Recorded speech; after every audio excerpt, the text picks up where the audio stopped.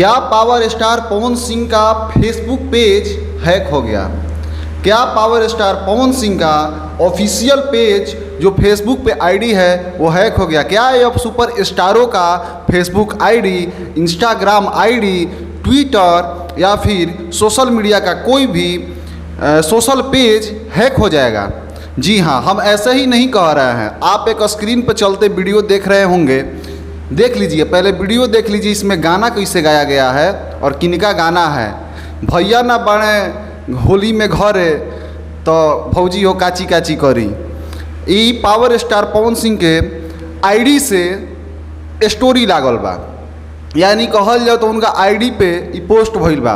हालांकि वीडियो का power star Pawan Singh ऐसा पोस्ट कर सकेले का उनकर पेज हैक हो गई बा, काहे कि हैकिंग के पेज के एगरी बहुत ज़्यादा मामला सामने आ रहा बा।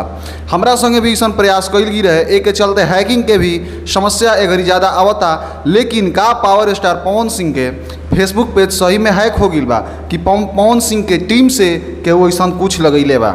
ई गाना ना सावन के ह, ना लोकगीत ह और ना ही देवी गीत ह, लेकिन फिर भी ई गाना काहे चर्चा में बरुए, काहे कि होली के ह और पावर स्टार पवन सिंह के आईडी से एकरा के स्टोरी में लगावल गई बा। हालांकि स्क्रीन पर वह देखी पावर स्टार पवन सिंह के वेरीफाइड आईडी ह, मेटा से वेरीफाइड बरुए और ये पावर स्टार पवन सिंह के पेज से ये वीडियो के अपलोड भी कल गई बा।